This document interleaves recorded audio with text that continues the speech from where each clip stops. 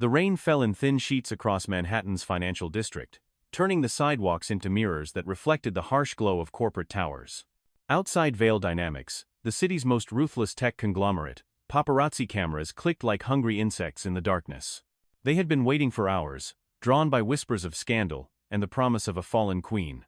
Cameron Vale stumbled through the revolving glass doors of her own building, her red stilettos betraying her with every unsteady step. The CEO of Vale Dynamics, worth $3.7 billion on paper, could barely navigate the marble lobby she had redesigned just 18 months earlier. Her designer dress hung askew, her usually perfect blonde hair fell in disheveled waves, and her famous composure had dissolved somewhere between the third and seventh whiskey. The cameras erupted in a symphony of flashes as she emerged onto the street. Questions flew like arrows through the night air, but Cameron heard only noise. The world tilted dangerously, and she gripped the cold metal of a street lamp, her knuckles white against the darkness. Across the street, Ethan Cole was finishing his night security shift at a construction site. At 34, he had learned to notice details others missed: the way shadows moved, the sound of trouble brewing, the difference between genuine distress and manufactured drama. He saw the crowd first, then the woman in the center of it, swaying like a tree in a storm. Ethan had been awake for 19 hours straight. His back ached from carrying equipment, his uniform smelled like concrete dust and coffee, and he had exactly $47 in his wallet until payday. The last thing he needed was to get involved in whatever corporate mess was unfolding across the street. But as he watched, Cameron took a dangerous step toward the curb, directly into the path of an approaching taxi whose driver was more focused on the spectacle than the road ahead. "Just walk away, idiot." Cameron's voice cut through the night, hoarse and desperate. She was talking to the cameras, to the reporters, to the world, but mostly to herself. Ethan didn't walk away. He sprinted across 4 lanes of traffic, dodging cars and ignoring the honking horns. His work boots splashed through puddles as he reached Cameron just as she stumbled forward. His strong hands gripped her shoulders, pulling her back from the street as the taxi swept past, missing her by inches. "Hey, you're okay," he said quietly, his voice steady despite the chaos around them. "You're safe." Cameron looked up at him with unfocused eyes. Her makeup had run in black streaks down her cheeks, and for a moment, she looked nothing like the intimidating executive who graced business magazine covers. She looked like someone who was drowning. Without thinking, Ethan shrugged off his gray hoodie and draped it around her shoulders. The fabric was worn but clean, smelling faintly of laundry detergent and honest work. He spotted her purse on the wet pavement where she had dropped it and retrieved it, pressing it gently into her hands. "Here," he said. "You'll need this." Cameron pushed the purse away, her coordination still compromised. "I don't. I can't." "Yes, you can," Ethan said simply. He guided her toward the building's entrance, creating a barrier between her and the cameras with his body. One step at a time. As Cameron disappeared into the lobby, Ethan pulled a small scrap of paper from his pocket and wrapped it around his gray wool scarf. He had knitted the scarf himself during late nights when Mia couldn't sleep, finding comfort in the repetitive motion of the needles. Now he left it on the security desk, with a hastily written note. "Drink warm water. Don't punish yourself." By dawn, the footage had exploded across every major news platform. Vale Dynamics CEO in drunken public meltdown dominated headlines from Wall Street Journal to TMZ. The stock price dropped 12% in pre-market trading. Board members' phones rang with the fury of investors who had trusted their fortunes to a woman who couldn't even walk in a straight line. Cameron woke up in her penthouse apartment, with a splitting headache and the taste of regret thick in her mouth. The events of the night came back in fragments: the board meeting that had gone disastrously wrong, the whiskey that had promised comfort but delivered only chaos, and the stranger who had appeared when everyone else was content to watch her fall. She found the scarf draped across her living room chair, along with the crumpled note. The handwriting was neat but hurried, the words chosen with careful kindness. Cameron held the soft wool against her face and breathed deeply, catching the faint scent of fabric softener and something she couldn't identify, something that felt like safety. 40 blocks away in Queens, Ethan Cole was making breakfast for his 8-year-old daughter Mia. Their kitchen was small and cramped, with mismatched cabinets and a refrigerator that hummed too loudly, but it was filled with the kind of warmth that money couldn't buy. Photographs of Mia's artwork covered every available surface. And her school schedule was magnetically attached to the fridge door next to a grocery list written in Ethan's careful handwriting. "Daddy, you look tired," Mia said, pushing scrambled eggs around her plate. She had inherited her mother's dark eyes and Ethan's stubborn chin, along with a sensitivity that sometimes worried him in its intensity. "I'm okay, sweetheart," Ethan replied, though the truth was more complicated. He had worked 16-hour days for 3 straight weeks to cover the medical bills from Mia's allergy testing. The results had been inconclusive, requiring more expensive follow-ups he couldn't quite afford. Mia glanced at the small television in the corner of the kitchen, where a news anchor was discussing corporate accountability and public behavior. The footage of the previous night played on a loop, showing a blonde woman stumbling on a sidewalk and a man in work clothes helping her to safety. "Is that you, Daddy?" Mia asked, pointing at the screen. Ethan quickly switched off the television. "Eat your breakfast, Mia. We don't want to be late for school." As he drove Mia to school in his 15-year-old Honda Civic, Ethan's phone buzzed repeatedly with calls from unknown numbers. Reporters had somehow tracked down his information, wanting statements about the Vale Dynamics incident. He turned off the phone and focused on the road, on the ordinary Tuesday morning ritual that anchored his world.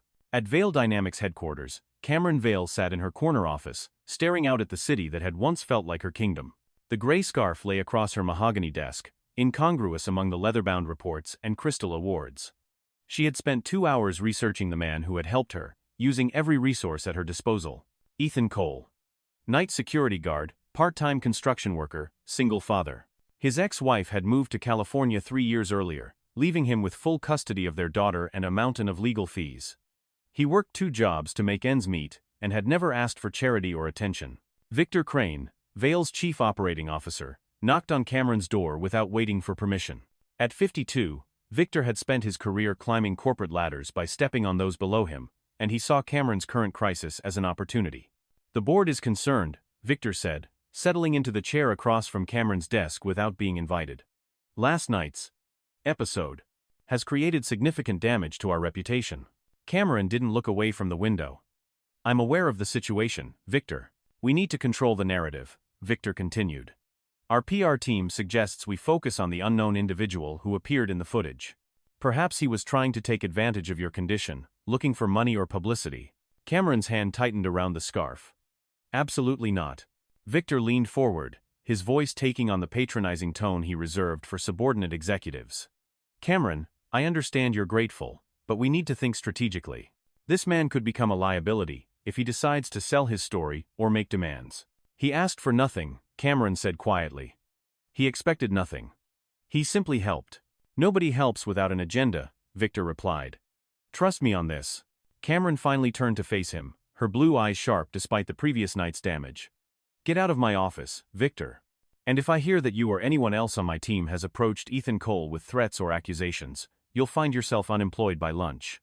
That afternoon, Cameron did something she hadn't done in over 5 years. She took the subway. She wore jeans and a baseball cap pulled low over her face, carrying the gray scarf in a plain paper bag. The train to Queens took 43 minutes, giving her time to second-guess her decision with every stop. The neighborhood where Ethan lived was a world away from Manhattan's gleaming towers. Here, children played on stoops, while their mothers called to them in Spanish and English. Corner bodegas sold lottery tickets, and hope in equal measure. The apartment building was clean but tired, its brick facade worn smooth by decades of weather and dreams. Cameron found Ethan at a small diner 3 blocks from his home, sitting alone at a corner booth with a cup of coffee and a newspaper folded to the want ads. He looked different in daylight, younger somehow, though lines of exhaustion bracketed his dark eyes. He wore a clean t-shirt and jeans that had been carefully maintained despite their age. "Mr. Cole?" Cameron approached his table slowly, suddenly uncertain of her reception. Ethan looked up, and for a moment, recognition didn't dawn. Then his eyes widened slightly, and he half rose from his seat. "Miss Vale." What are you doing here?" "I came to return this," Cameron said, placing the paper bag on the table between them. "And to apologize." Ethan gestured to the seat across from him, then seemed to remember who she was, and straightened formally. "You don't need to apologize for anything." Cameron sat down anyway, ignoring the curious glances from other diners. "I called you an idiot," she said. "You were helping me, and I called you an idiot." "You weren't yourself," Ethan replied carefully. "People say things when they're drunk?" Cameron's smile was rueful. "Yes, they do. But that doesn't make it right." She opened the bag and pulled out the scarf, placing it on the table with reverent care. "This is beautiful. Did you make it yourself?" Ethan's cheeks colored slightly. "It helps me think. When I can't sleep, I knit. Mia likes to pick the colors." "Mia is your daughter?" "Yes. She's 8. Ethan's entire demeanor changed when he spoke about his child, softening with a pride that was impossible to fake. Cameron reached into her purse and withdrew a business card, along with a check. "I'd like to pay for dry cleaning and replacement costs for your clothes from last night." Ethan glanced at the check and pushed it back across the table. "That's not necessary. It's $500, Cameron said. "That hoodie couldn't have cost more than $30. Which is exactly why I don't need $500 for it," Ethan replied. "I helped because you needed help. Period." Cameron studied his face, searching for the angle, the hidden agenda that Victor insisted must exist. She found only sincerity and a bone-deep weariness that she recognized from her own mirror. "Then let me at least buy you lunch," she said. Ethan glanced at his watch. "I have to pick up Mia from school in an hour. Another time, then." Cameron stood to leave, then paused. "If you ever need anything, and I mean anything, please call me." She placed a new business card on the table, this one with her direct number handwritten in blue ink. "Or don't call. Either way, I won't walk away if you need help." As Cameron left the diner, Ethan sat staring at the business card.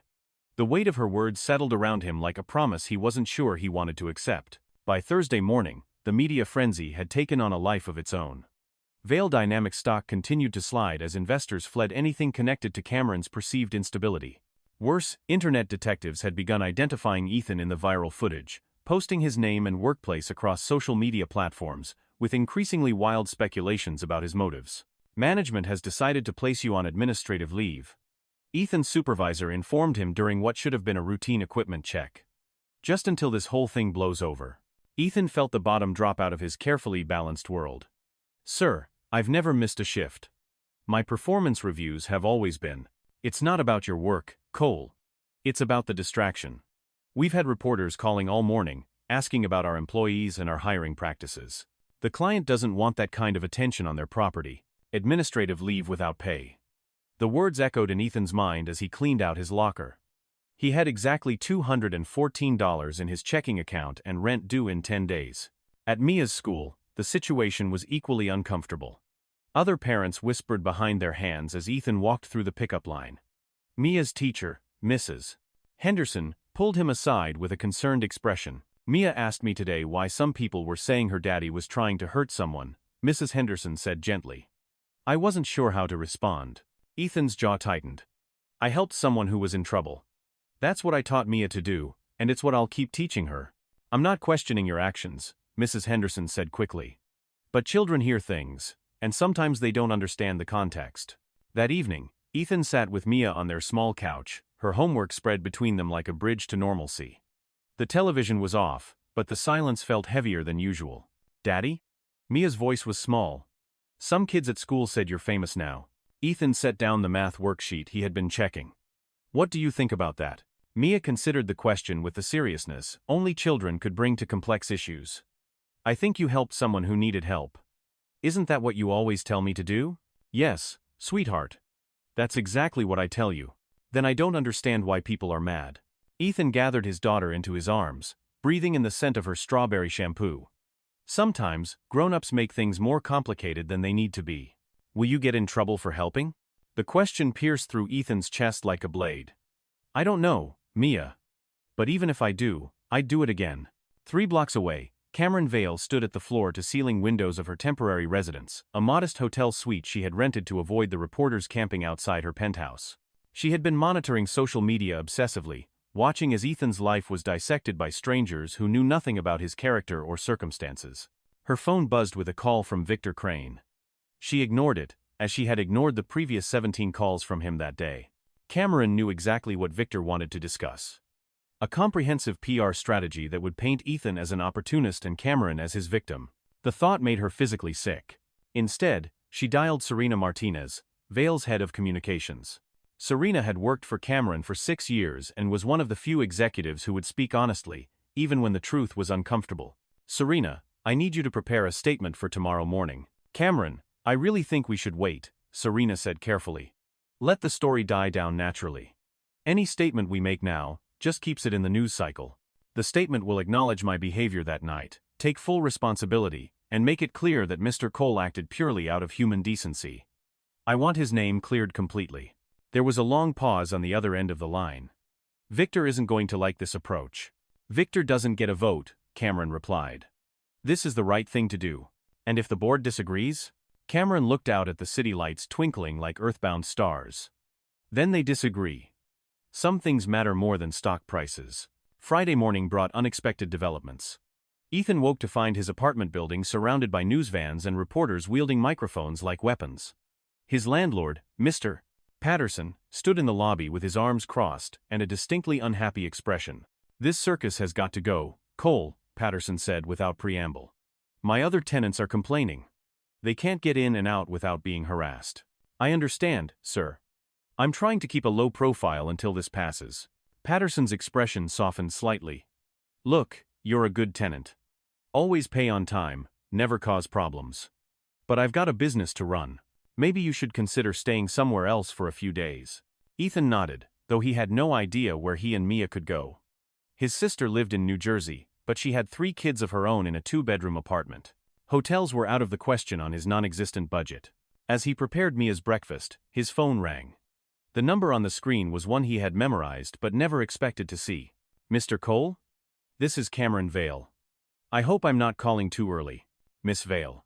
Ethan glanced toward Mia's bedroom, where she was getting dressed for school. "Is everything all right? I should be asking you that question.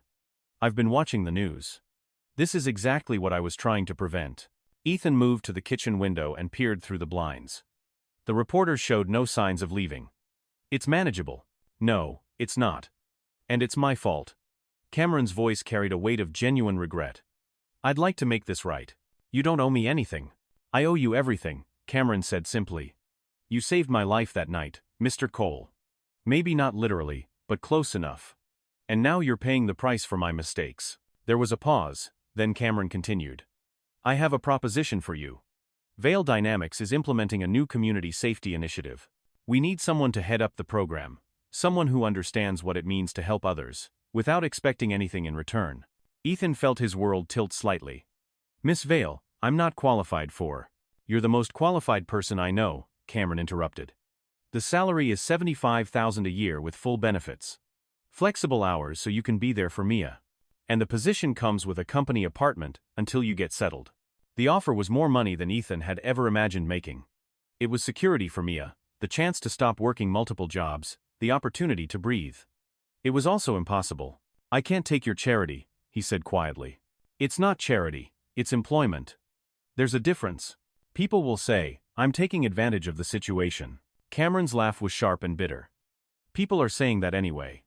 At least this way, you'll have the resources to prove them wrong." Ethan closed his eyes, weighing impossible choices. Through the thin walls of his apartment, he could hear Mia humming as she brushed her teeth, blissfully unaware that their world was balancing on the edge of a knife. "Can I think about it?" he asked. "Of course. But Mr. Cole, don't let other people's opinions decide your life. I made that mistake for too many years." After Ethan hung up, he sat at his kitchen table, staring at the newspaper, want ads he no longer needed. The offer from Cameron was generous beyond reason, but accepting it felt like stepping into a world where nothing was simple and every decision carried hidden consequences. Mia emerged from her bedroom wearing her favorite purple dress and mismatched socks, a fashion choice she defended fiercely as artistic expression. "Daddy, why are there so many cars outside?" she asked, peering through the blinds. "Some people want to talk to us about the other night." Ethan explained carefully. "About when you helped the sad lady?" "Yes." Mia nodded with 8-year-old wisdom. "Sometimes helping people makes other people confused." "That's exactly right, sweetheart." As they prepared to leave for school through the building's back entrance to avoid the reporters, Ethan's phone rang again. This time the caller ID showed his sister Jenny's number. "Ethan, what the hell is going on?" Jenny's voice crackled through the speaker. "Mom just called me saying she saw you on the morning show." "It's complicated, Jenny. Are you okay?" "Is Mia okay?" "We're fine.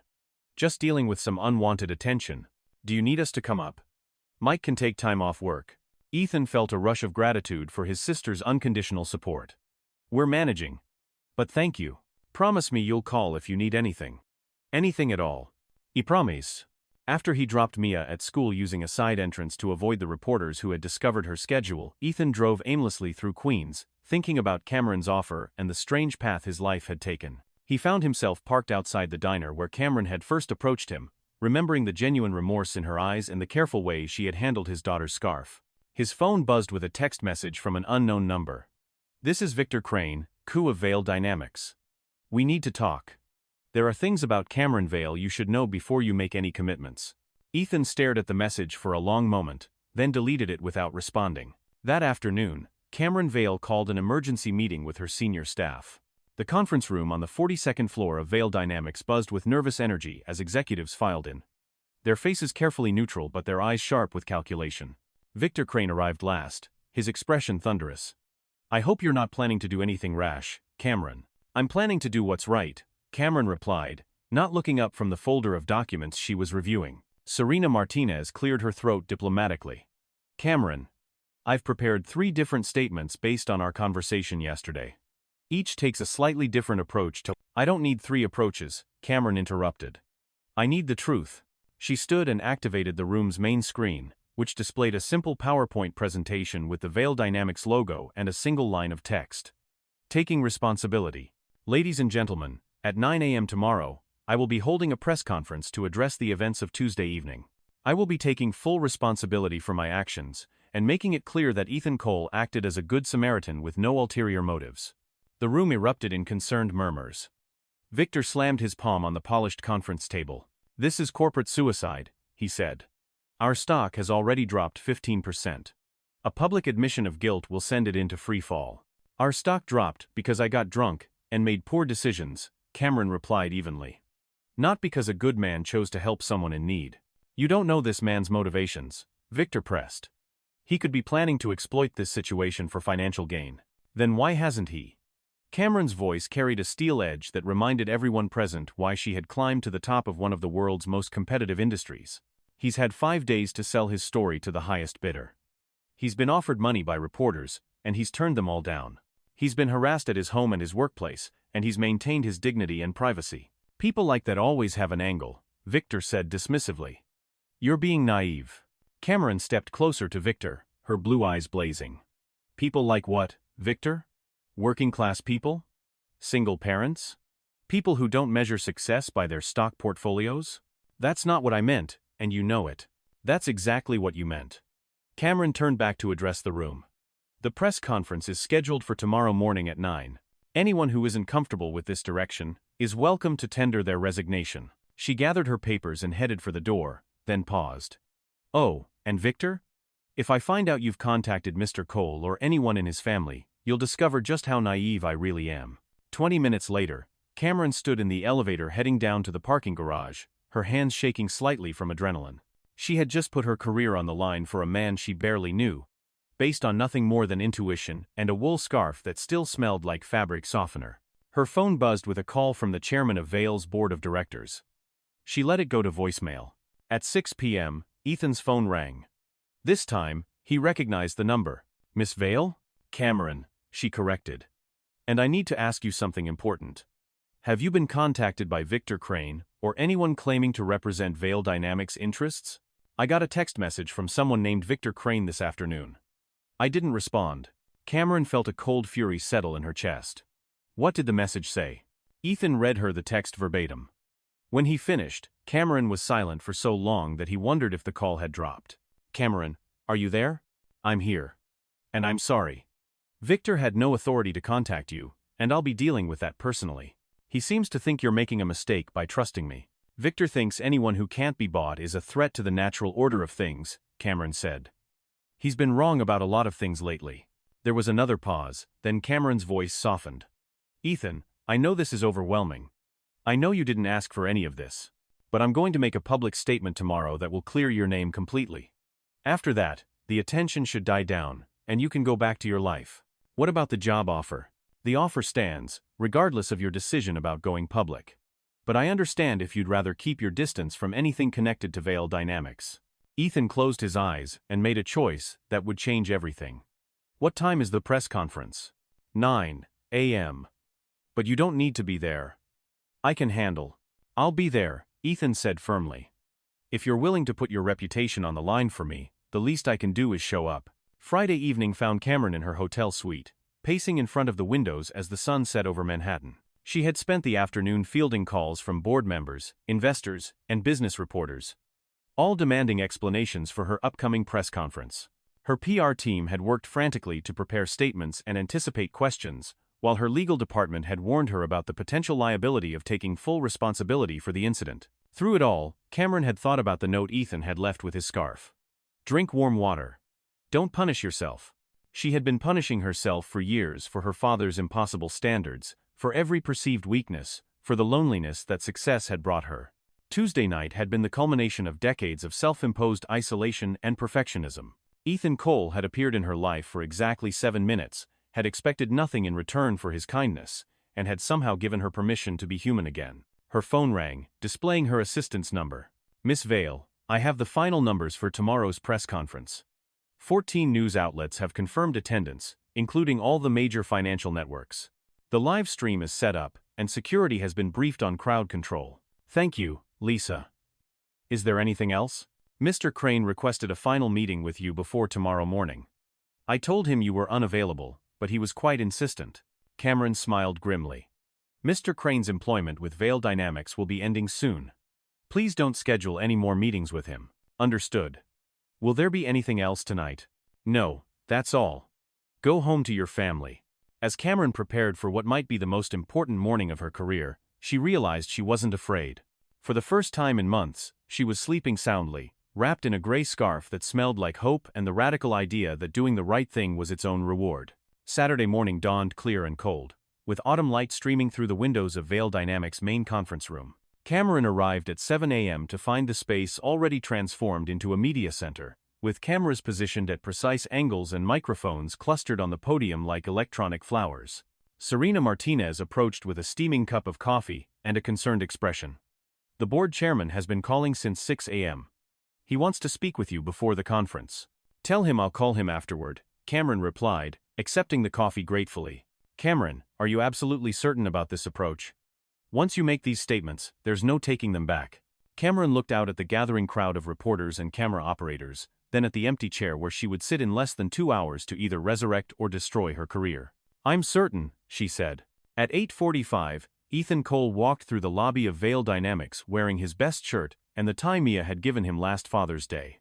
Jenny had driven up from New Jersey to stay with Mia, despite Ethan's protests that it wasn't necessary. "This is important, Ethan," Jenny had said as she hugged him goodbye. "Mom and Dad would be proud of you." Now, surrounded by the marble and steel of Cameron's world, Ethan felt distinctly out of place. A security guard escorted him to the conference room, where he was seated in the front row among reporters and photographers who looked at him with undisguised curiosity. At exactly 9 a.m., Cameron Vale entered the room. She wore a simple black suit and minimal jewelry, her blonde hair pulled back in a professional style that somehow made her look both powerful and vulnerable. She walked to the podium with the confidence of someone who had made peace with her choices. "Good morning," she began, her voice clear and strong. "Thank you all for coming. I asked you here today to address the events of Tuesday evening and to correct some significant misunderstandings." Cameron paused, her eyes finding Ethan's face in the crowd. For just a moment, her professional composure softened into something approaching gratitude. "On Tuesday night, I made a series of poor personal decisions that led to a public incident outside this building. I had consumed too much alcohol after a difficult board meeting, and I was in no condition to safely navigate the streets of Manhattan alone."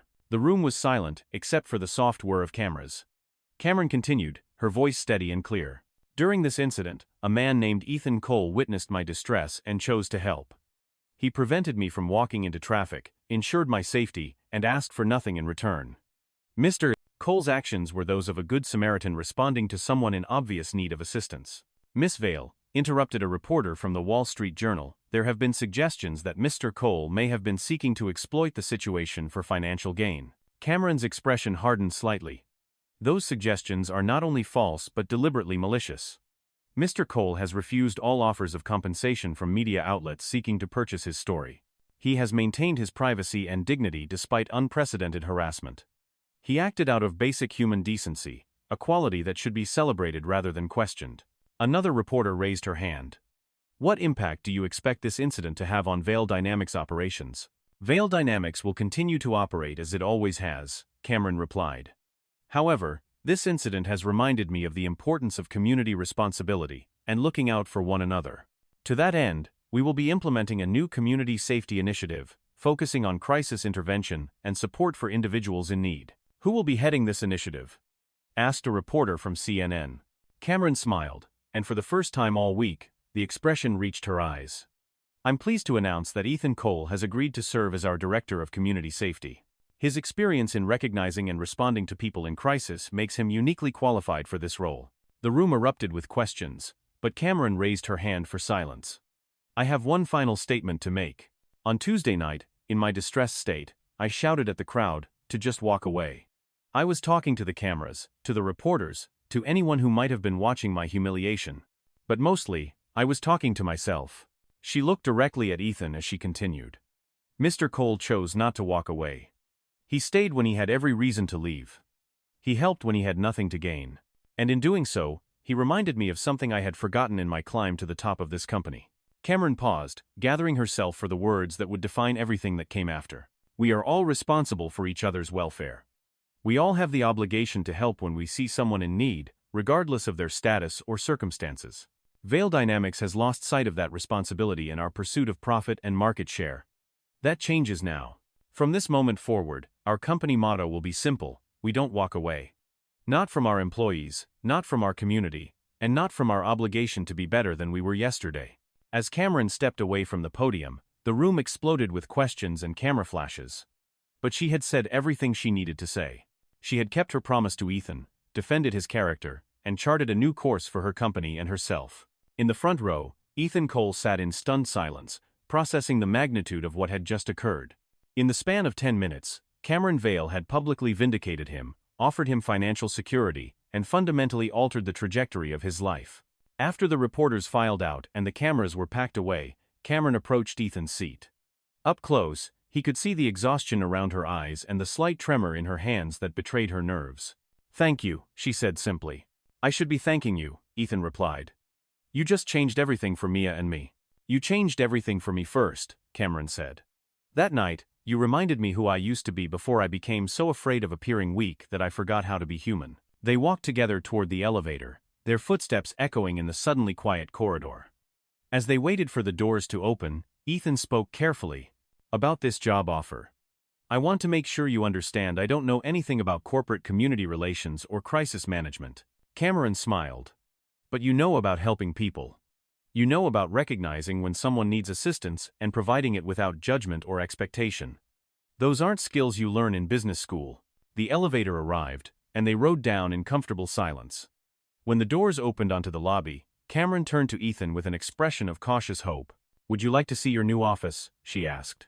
3 months later, on a crisp December afternoon, Ethan Cole stood in his corner office on the 35th floor of Vale Dynamics, reviewing applications for the company's expanded community safety program. The view from his window encompassed all of Queens, including the neighborhood where he and Mia had lived in their tiny apartment. They had moved to a larger place closer to Mia's school, with a real kitchen where Ethan could cook proper meals and a bedroom for Mia that was big enough for her art supplies and the bookshelf they had built together. More importantly, Ethan's new schedule allowed him to pick up Mia from school every day and help with homework every evening. The community safety initiative had exceeded every expectation. What had begun as Cameron's attempt to do right by one good deed had evolved into a comprehensive program that provided crisis intervention, training, mental health resources, and emergency assistance to Vale Dynamics employees and their families. Other corporations had begun reaching out to learn about the model, and Ethan found himself consulting with companies across the country. A knock on his door interrupted his thoughts. Cameron Vale stood in the doorway, holding 2 cups of coffee, and wearing the slightly sheepish expression she adopted when she wanted to discuss something personal rather than professional. Do you have a minute? She asked. Of course. Ethan gestured to the chairs arranged around a small conference table, a setup he had specifically requested because it felt less intimidating than meeting across a desk. Cameron set down the coffee and pulled a folded piece of paper from her jacket pocket. Mia gave this to me after the school holiday concert last week. I thought you should see it. Ethan unfolded the paper to reveal a hand-drawn picture of 3 figures standing under what appeared to be a rainbow. The tallest figure wore a tie and had a smile drawn with careful precision. The smallest figure had pigtails and was holding hands with both adults. The third figure wore a business suit and had yellow crayon hair. At the bottom of the page, in Mia's careful printing, were the words, "My family. Daddy says we help people who need help, and we don't walk away." Ethan studied the drawing, noting the way Mia had positioned the 3 figures close enough to clearly be together, but with enough space to suggest respect for individual boundaries. His 8-year-old daughter had somehow captured the delicate balance they had all been trying to maintain. She asked me if I wanted to be in her family picture, Cameron said quietly. I told her I was honored to be included. Ethan looked up from the drawing to meet Cameron's eyes. Over the past 3 months, their professional relationship had slowly evolved into something deeper and more complicated. There had been family dinners where Cameron helped Mia with science projects, movie nights where all three of them fell asleep on the couch, and quiet conversations after Mia went to bed, where they shared stories about their childhoods and dreams for the future. What did you tell her about us? Ethan asked carefully. I told her that sometimes adults become very good friends, and sometimes those friendships grow into something more special over time, Cameron replied. I told her that the most important thing was making sure everyone felt safe and happy. Ethan nodded, appreciating Cameron's careful attention to his daughter's emotional needs.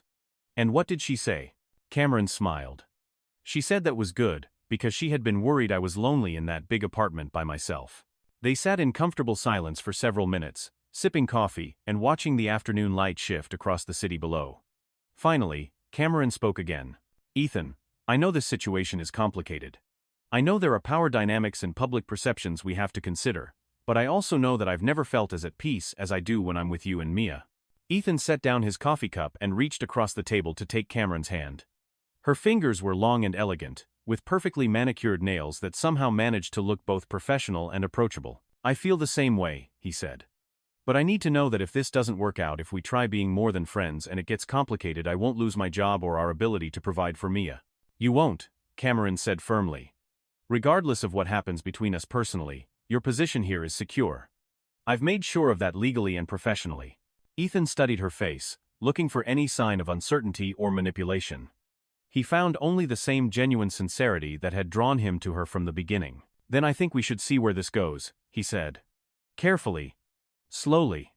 With Mia's welfare as our top priority. Cameron squeezed his hand gently. I wouldn't have it any other way. As the afternoon sun cast long shadows across the office, they began making plans. Dinner at Ethan's apartment the following weekend, where Cameron would help Mia with her science fair project on renewable energy. A trip to the Natural History Museum the weekend after that, where they could explore the planetarium and the Hall of Ocean Life. Small steps toward building something sustainable and real. 6 months later, on a warm June evening, the three of them sat on a blanket in Central Park, watching Mia's paper airplane soar through the golden light toward the reservoir. The plane had been carefully constructed during their weekly craft time, painted with watercolors and decorated with a message in Mia's distinctive handwriting. Don't walk away. Look how far it's going. Mia shouted, jumping up to chase the plane as it caught an updraft and sailed toward a group of teenagers playing frisbee nearby. Ethan and Cameron remained on the blanket, their hands intertwined and their faces turned toward the setting Sunday. Around them, the park buzzed with the energy of families enjoying the warm weather, children on swings, couples walking hand in hand, elderly men playing chess at concrete tables. Do you ever think about that night? Cameron asked quietly. About how different things would be if you had just walked away like I told you to? Ethan considered the question, watching Mia negotiate with the teenagers to retrieve her plane.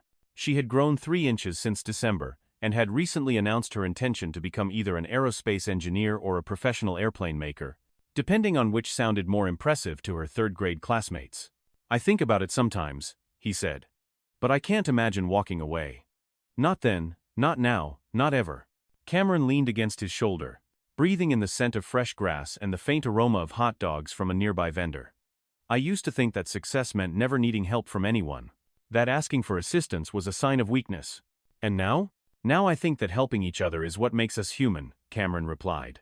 And that the strongest thing you can do is trust someone enough to let them care about you.